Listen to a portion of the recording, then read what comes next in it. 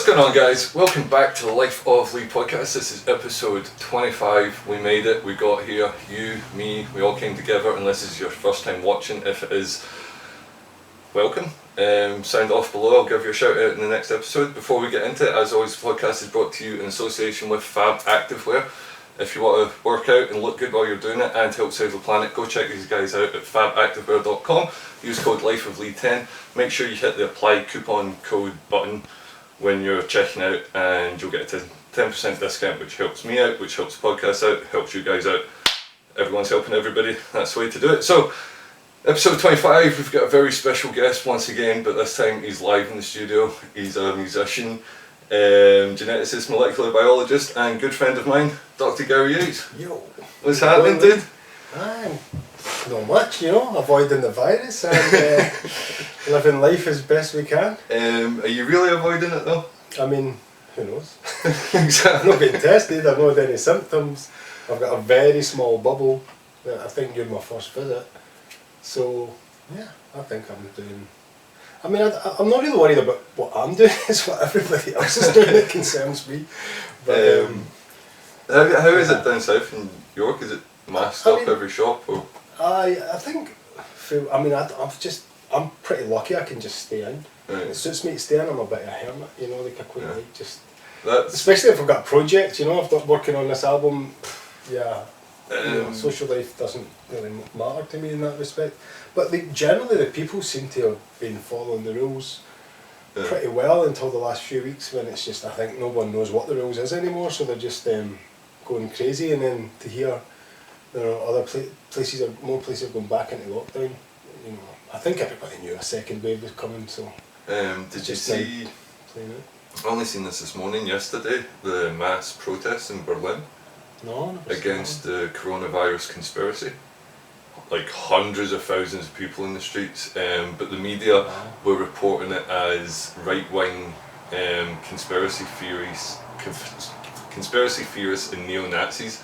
But I've got people all through my Facebook that were there saying, there's no neo-Nazis here, there's no extreme right fucking anything, we just want to know the fucking truth about what's happening, why the numbers were inflated, why fucking it's getting put down as cause of death, and why, it was mishandled from the start by these people, that people, and they're protesting against it. But our media are either massively underreporting it. Same, LA, there was massive protests, the Hollywood sign was on fire 2 days ago. What? In protest against the fucking paedophile rings and all that kind of shit. No one in our... See, that's really suspicious. I know. I'm always suspicious when mainstream media doesn't report things that seem to be prevalent worldwide. But I had no idea, one of my colleagues at work is a German chap, and he was telling me a lot of stuff that, I mean, if you were just someone who didn't understand the nuances of the subject of conspiracy theory, right? Because it's easy just to go, conspiracy theory, and just bracket everything in the one thing and just write it all off, right? But I mean, look at the JFK, that was complete conspiracy theory until it went through the courts, and everybody now knows that what was played out was not real. We still don't know exactly what happened, but, and I think, but the weird thing about this is it's happening in real time. Do you know what I mean? And from the start, there's a whole narrative in nearly every country. There was representatives saying that, something's not right here. It's I don't know whether it's the reaction. The governments, they've just handled it so strange. Yeah. The misinformation it just went from one extreme to another quite readily, and also the measures they took and when they took them. It was either too little, too late, or pretty much that, too little too late. Yeah. And then when they brought us out of lockdown, I felt that was too early. And to find out a travel ban only get put in place like a few weeks ago, that was, I just assumed they'd closed the borders, do you know what I mean? It's some of the things, and then I was talking to someone, they were saying, somebody worked in a bookmaker's, in a betting shop, and they watched someone walk down the street, put a mask on, go into the baker's. No one else was in the baker's. They got a loaf of bread, they came out, they put the mask down, and then walked straight into the bookies, because you don't need to wear the mask in the bookies. And he said it just seemed like such a weird thing. No mask, put a mask on, walk in, loaf of bread, thanks, take the mask off, walk into another place. Do you know what I mean? And all that mixing and all, and it's just, Well, it's crazy, man. Wearing my mask simply because I'm not wearing some kind of medical mask. They say you need a face covering, which to me is bizarre, because if they were trying to prevent actual viral infection, they would say no, it needs to be medical grade, but they're just like, no, a face covering. So I've just been wearing like bandanas and shit, and I just like kicking around feeling like a ninja. But see, when you walk into a shop that's got signs saying mandatory, you must have a face mask to get in, and then you walk in and the cashier is standing behind the fucking checkout 2 feet, and they're not wearing a mask, and they've not been wearing a mask all day, and it's kind of like, what's going on here? Aye. I know, man, and that's the other thing with the. I think the whole point of covering the face is just like, it's obviously just to stop you spreading aerosols, right? I mean, it's not to stop you breathing stuff in. It's not to stop you, even necessarily to stop you like getting something in an orifice that can infect, because the eye's wide open, right? Yeah. Any kind of like wet tissue, I guess, it can get entry via. So when you're wearing a face covering, it's literally the same way as like in different cultures. For example, in China, when someone gets sick, they automatically wear a face mask so they don't spread the germs. Yeah. I think it's a great practice, you know, and that's basically what I think we're trying to do with it. So again, it doesn't need to be medical grade or anything. It's just something to stop the little bits of spit that fly out your mouth when you're breathing and walking and talking, for landing on things, and people then picking up whatever you've got. But that's it. I mean, that's. But I think for people who are having a hard time understanding things like that, you know, like why are we wearing a mask? Because they never told us. You know, there was always this question of whether we should be wearing a mask or not, but it never, you know, it never got explained as far as I could see. I mean, don't get me wrong, I've not looked at the news now in 3 weeks because it just got, I mean, it's always depressing, right? But it just got direly confusing. You know, the rules were changing and different things were happening all the time. And just day to day, it was, you know, I always kind of summarise it by exaggerating. You know, you're allowed 2 people in 6 households if there was 3 families represented by 2 gardens, and you can have a garden party as long as 6 people are there but not 8 people from different households. Get it? Yeah. Aye, that's fine, I get it. Do you know what I mean? That's how the information was coming through. It was just all these numbers and random shit, and we just didn't know what was what, you know? Just to interject real quick, I don't know if the right microphone's recording this. Aye, there's something strange going on because that's this exact same time signature, and it's periodic. Sorry about that, folks. We had a little bit of technical difficulties with the mic. I don't know what the sound sounded like up to this point, but that should hopefully be it now. We are running off one mic because someone didn't bring theirs. Hey. So, yeah, what you been up to science-wise? Anything interesting? So I submitted a manuscript to a journal a few months ago, and then they asked us to do some corrections, so I'm doing some wet work for that, and it's actually, the things that they requested have been quite semi-challenging, but really enjoyable. So that's been fun, but they've taken another shift off us, because we were only allowed to do 5 shifts a week, and there were 5 5-hour shifts, and then now we're down to 4, and it's so hard to do science in that time frame. Right. It's brutal. I mean, if there's any scientists out there watching this, you can definitely sympathise, because, you know, if I make a plan for a day, generally I oversubscribe every day, because there's very rarely where I've got, you know, nothing to do, because everything tends to run a little bit over. Yeah. You know, and especially if you to work at maximum efficiency in the lab, me personally, I do several things simultaneously. Because a lot of times you're waiting for an hour incubation on this and half an hour for that to spin or whatever. So you've got flexibility, but I'm never not doing something. Yeah. Those times are gone. Because like, you can't just, alright, I'll just have to stay an extra hour. No, you need to get out when your shift finishes. So you can't be over, but you can be under. So you have to edge on the side of caution. Because what's happening is, like, rather than go, right, I'm going to try and do these 5 things in today, I now say, well, that's going to be a stretch, so I'll only do these 3 things, and then I get them done and I've got an hour to spare. But that hour was nowhere near enough to do any of the other 2 things, and it's not been a fun time in general, to be honest, to go back, because we were the guinea pigs as well. We were the first lab back practically, for anywhere we know, and Yeah, I mean, everybody's doing their best. Do you know what I mean? The way it's been planned out, I've got no complaints. But it's just not a fluent working week anymore. Mm. You know.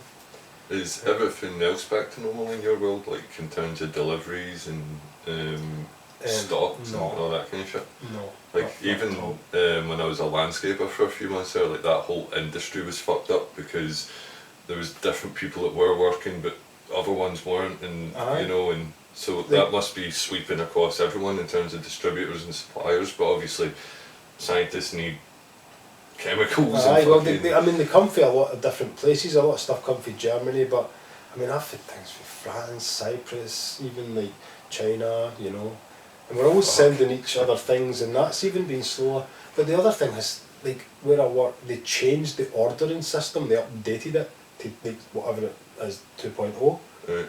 And since we've been, I'm just not engaged in it at all, because they see how convoluted it is. Like, you need to do this training course and all that to do it, and I'm like, I just want to order some, you know, like PCR kit or something. Just you order all the time, Petri dishes or something, and like, you know, I need to go and do a training course before I can order it. And just like, somebody else in my lab's done it, and I just beg them, I was like, can you please order this for me, because I don't want to engage. But to your point, our deliveries are all over the place, and some things are just outright saying, yeah, that's going to be 6 weeks, when it's normally within days.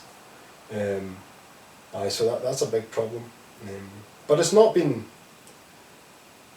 like actually detrimental yet for me, because most of the stuff I'm doing is stuff we're stocked to do anyway. I think there's going to be some times in the next few months where that's not going to be the case though. Anyway, I don't want to talk about science all day, especially since it's Sunday. It is. What have you been up to? Have you been training or? Training best I can. We've had some crazy weather the last week. I don't know how it's been the rest of the country, but Scotland's been wet and wild and windy. But still trying to do some conditioning and stuff. I've had this idea for a sketch that I keep wanting to film, and I keep just putting it off for some reason, and I think it will be funny, but I've been wrong about this kind of shit before when I've had this idea and I'm like, oh, this is going to slay, and then I finally do film it and I put it out and it just doesn't reach exactly what I thought it was going to do, and that kind of fear holds you back a little bit.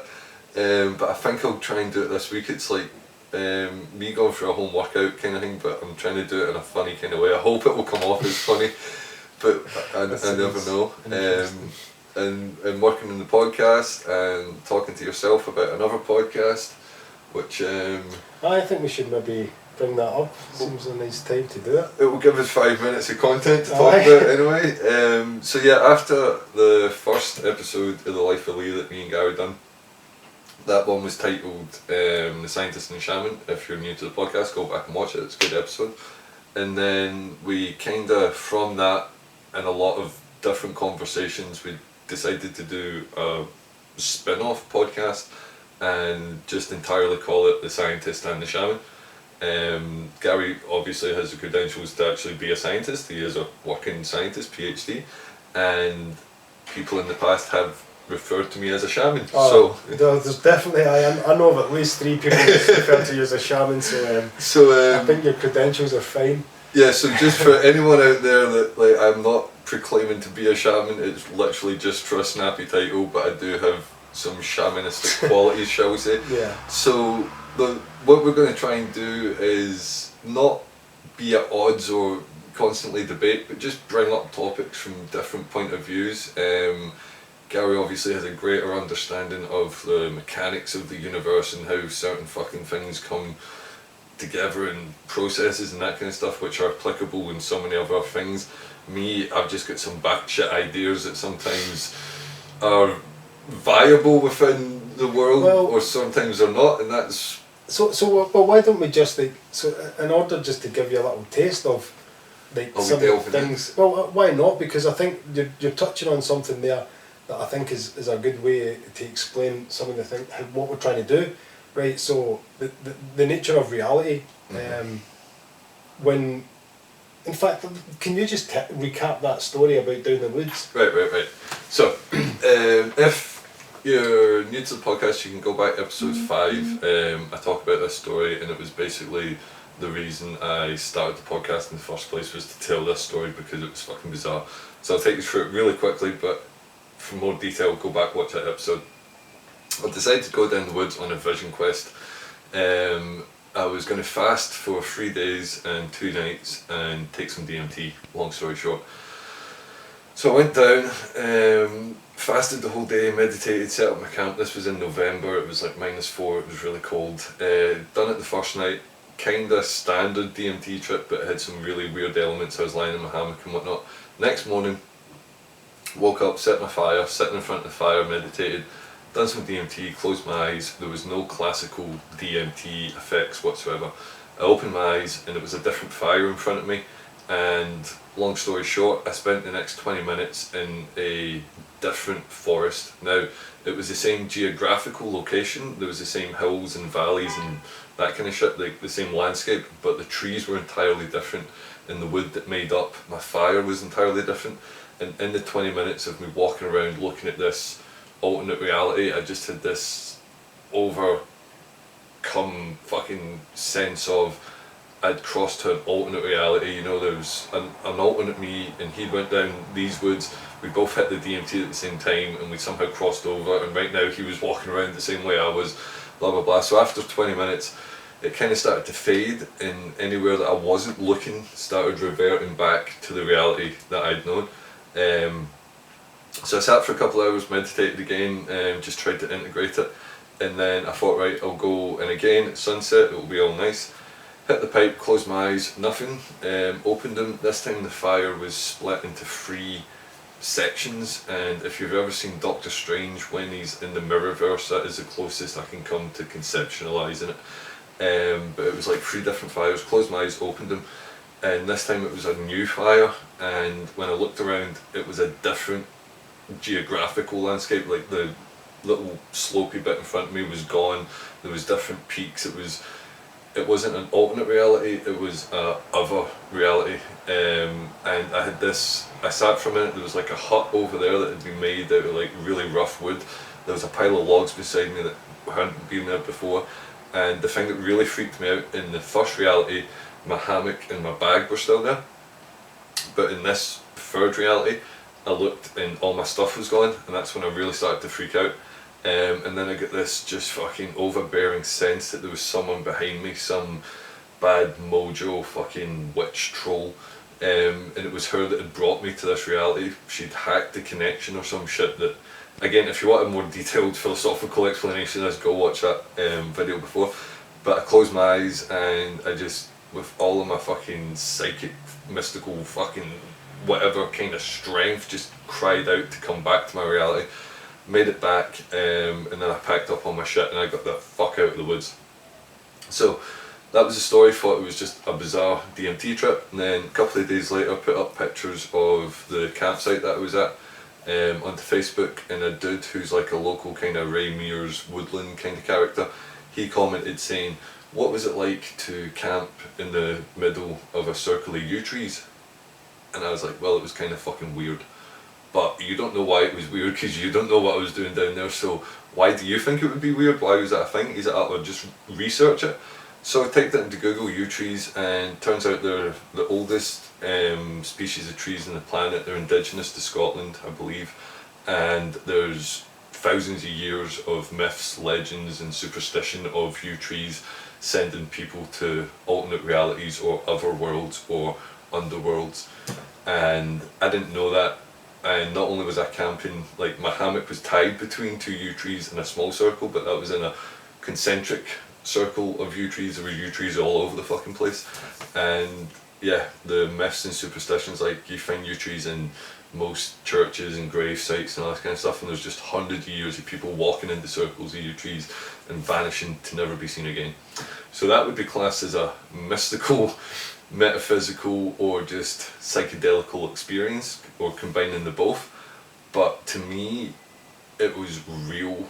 Like, I've been through some really surreal experiences in my life, but this felt so fucking real, and the terror that came from feeling that I was in another reality, not an alternate reality, not a reality that I had a base in, but one that I was never meant to exist in. that was fucking terrifying.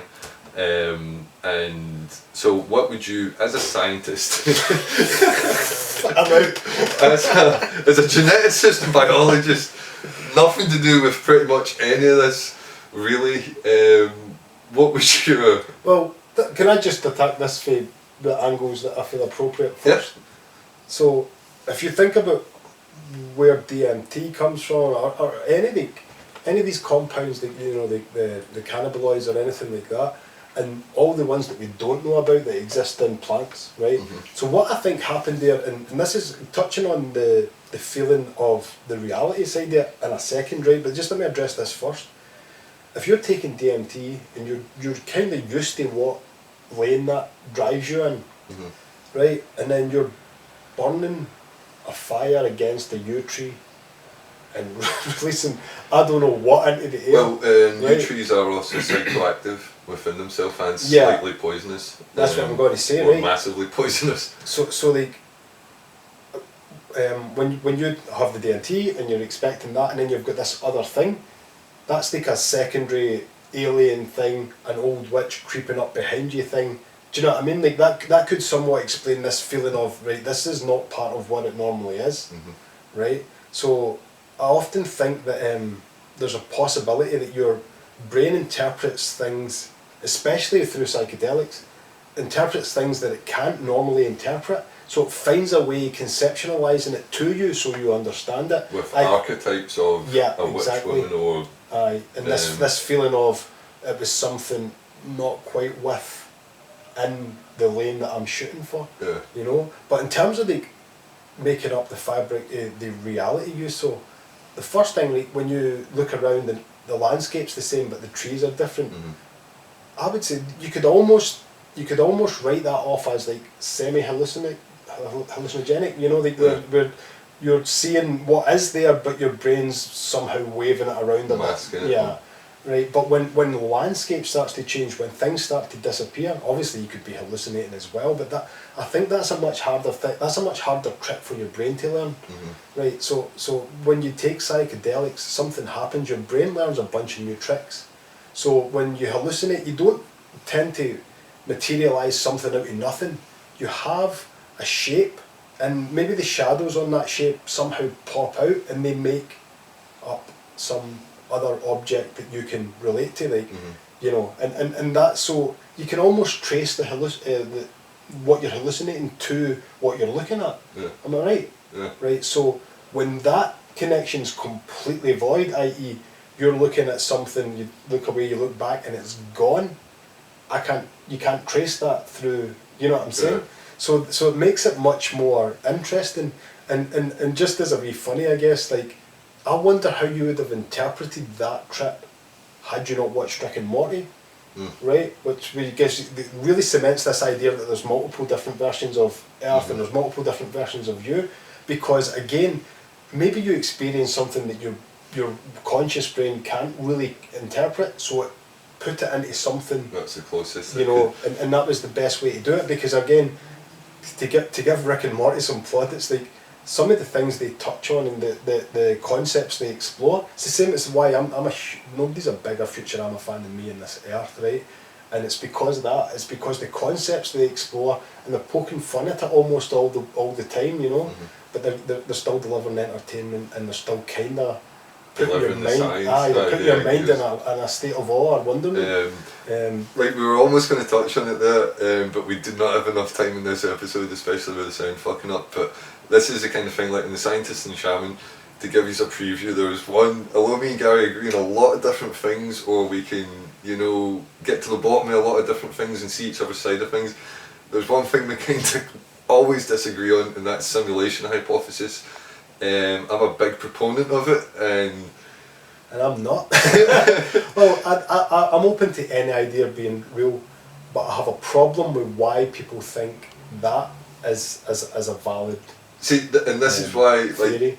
like, we'll probably, fuck it, we'll do that episode 1, because it is And one we that needs to be the full episode, that one, I would say, yeah. Because not only, like, is there the classic simulation hypothesis from Professor Nick Bostrom, but I'd came to my own simulation hypothesis through a couple of different avenues.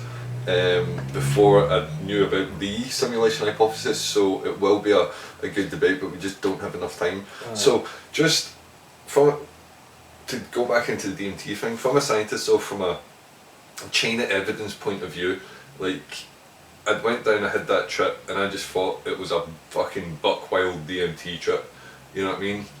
Came back, told you the story, but then 4 days later, put the pictures up and then get told, oh yeah, you were in the centre of a yew tree circle. Yew trees are connected with literally stories of people walking into circles of them and vanishing, like, in front of people's eyes and never being seen again. So, like, does that corroborate the story to you, or like? Because to me, when I seen that, I'm like, all right, because I was already convinced, like, yeah, anybody out there can, and I caveated this in the episode by saying, like, yeah, I went down the woods, I was dehydrated, it was -4, I was fasting, I was fucking meditating, and I took the most powerful psychedelic known to man. Some shit's gonna happen, I accept that, but this was so real and it terrified me, and I'm not used to being terrified. I've overcame a lot of fear, I'm good in fucking situations that just fucking, you know, I don't freak out a lot and that kind of shit, and I thought I was, you know, adept at travelling the psychedelic fucking landscape, but this terrified the fucking life out of me, and I was convinced that what I've said happened. The first time it was an alternate reality, but the second time it was another reality that I was not meant to be in. Another fucking alternate reality, but just one that had no basis of Lee in it. I just... So, like, I mean, if you just go read some DMT reports, like, people say that they feel like they go somewhere, right? And, like, there's this, like, and I guess, like, until you can prove to me where the conscious sits in the body, then I'm completely open to this idea that it's not tied to anything physical. Yeah, like, so if there is a substance that can somehow, you know, because you're not talking about travelling physically, that's the thing that people get stuck on. Yeah. So, oh, where does it go? They shoot away into space. It's not, you know, dig deep into physics and they'll tell you the higher dimensions. I think the current model, I mean, there's different theories, but I think the most accepted one is there's 13 dimensions, I think. 11's Is it 11? I forget the number, but anyway, the point is they're not physically separated. They're all here and the top of each other all at once. Yeah, it's just right? Open to perceptions. Exactly. So if there maybe is this thing that can help you transcend through them, I'm totally open to that idea. I mean, like, until you prove otherwise, why not just be open-minded about that? Because it's kind of interesting. It makes life a wee bit more interesting, you know. And it can't be disproved right now, and that's what makes it interesting. But so when your conscious is going between, you know, different dimensions, like you talk about the I don't know what they call it, but when it's the DMT realm is full of bright lights and it's all like the waiting room. I don't know, but it's like, you know, it's all bright lights and it's all like neon and shapes and everything's all like, it puts you in a state of awe. And that is not what you're talking about though, right? Because that is, if you're following this narrative that the conscious can move through these different planes, that's actually going through a dimension, and like, so to put that in context, it may be going up a dimension, right? Well, whereas what you were seeing was more like moving laterally. Yeah, that's right? exactly the way. Aye, so that's like more like the multiverse. Yeah. And yeah. So again, like,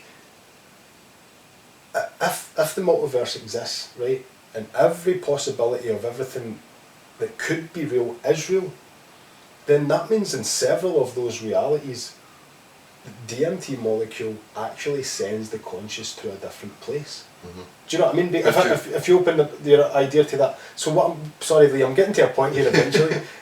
So what I'm saying is, like, if there is a way of hacking it, and you stumbled upon it through, it's a combination of winter, yew trees, you know, whatever they give off when they're, you did have a fire against them. Right? I was sitting on the roots. Like, it was intimate. Most of these compounds, when they become active, like, especially the cannabinoids, the last step to make it psychoactive is heat. Yeah. Do you know what I mean? That's what releases it into the... And So I would not be actually that surprised if some mad concoction there did really fucking, send you to some other place, which is just bizarre. It sounds ridiculous to say it. I probably lost a lot of credit as a scientist saying that, but I don't care because it's so much fun to think about. Yeah. But you're right, dude. There's nothing in science that I'm aware of that can in any way explain that without just using that old narrative of you were just tripping balls. Yeah. Do you know what I mean? And that's also a very valid explanation. Do you know what I mean? But that would be such a short conversation, right? If you just said, "Oh, I was tripping balls, it was cool." But well, as I said in the other episode, like, if it hadn't been for the correlation of finding out about the yew trees, I would have just wrote it off as a fucking batshit crazy DMT fucking trip, and that would have been it. I wouldn't have made this podcast. We honestly wouldn't be sitting here right now. But it was the fact that, like you just said this, and I've been back since then. I've went deep on researching yew trees, and it just proves everything that I fucking said and experienced and felt. And my DMT use after that resulted in me doing the same thing, either spending 20 minutes in an alternate reality where I had different cats and that kind of shit. There was different decor, walls were painted different, I had different fucking comic book on my wall, which must be a really crazy reality. Or I would spend 20 minutes just like snapshotting through. Now my DMT adventures have went back to kind of classical. But the other thing is, if just do a little bit of research if you're interested in this, and I'm sure you've done it, but like there's, what was that series, and you sent me the guy and he talks about Tales from the Trip with Sean Mass, but it's not him, it's his mate talking about it. If you go to the video where Sean Mass, I don't know how to say his name, talks about having a purple girlfriend, and then his mate's got like a corroborative trip report from that. It's super interesting. Basically, two different guys have different take DMT, and there's some crossover. There's some almost verification that it's a place rather than just something happening in your mind. And again, like, it warrants investigation, because a lot of people, you've told me before, and we've heard people, even like Graham Hancock and stuff, talk about how different tribes from around the world, and I say tribes in the sense that like not as civilized when the Western world found them, they were still describing the same things using similar psychedelic compounds, almost like they were going to the same place. Now, and that could also be explained, well, everybody who smokes weed feels a certain way and they get the munchies and blah blah blah, and it's just part of the. But it seems hard, like, because it's a similar part of your brain in my mind as daydreaming, right? With the things that you see and the interactions that you have. So if you're having a daydream, you're in complete control of the narrative, and sometimes it goes away, you don't like it, and then you try and shake it off, right? But we've all sat in a bus or a car or whatever, and just our mind is, somewhere else playing out some story. So like, imagine that amplified by a number that I can't think of because it's too big, and then also that you have no control over it. That is, I would say, my best way of describing the experience that people describe when they're having psychedelics, right? It's almost like a daydream that someone else is controlling, and when people are then saying from different parts of the world that they're all meeting in a common place, then why would these separately linked psyches, the individual people with different daydreams, end up, their subconscious is feeding them the same? It doesn't seem so likely, because of the different varieties, and also if you actually look at the different races that are describing these things, it's not as if you would expect common denominators from these cultural different backgrounds. No? I mean, again, I can't corroborate that as a fact, but I would say that it's definitely worth looking into because of that. So when you're talking about, when you bring the yew tree element into it as well, if that's got some kind of like spiritual element as well, maybe that spiritual element is actually like originated in some other kind of poisonous if taken in too high a dose. But psychedelic otherwise. Psychoactive. Because a lot of these, I mean, anything, water's got a lethal dose. Do you know what I mean? Everything can kill you. So, and a lot of the old witch doctor, shaman type medicine stuff has been somewhat actually validated as like having compounds in it that are now in modern medicine, which is super interesting because sometimes it involved breaking compounds down by the shaman literally chewing it and then sticking it in your wound, and you're like, that does not sound but it's what was needed to needed to activate the right anticoagulant or antibiotic or something like that, so you just don't know until someone does a proper chemo analysis of that tree and everything in it. Then we don't know what it did to you, and mixing it with DMT is just woohoo. And on that note, ladies and gentlemen, we've got 3 cameras on right now, and they all might have ran out by now. I've got no idea. Gary's got to get away as well. He's got some travelling to do. But ladies and gents, that has been episode 25 of the Life of Lee podcast. Me and Gary's going to try and get our shit together. We'll get the scientist and the shaman to you soon as we can. Please look out for that. And thanks for stopping by. I'll catch you in the next one. Here's to 25 more. Peace out. Peace out. Nice one, dude.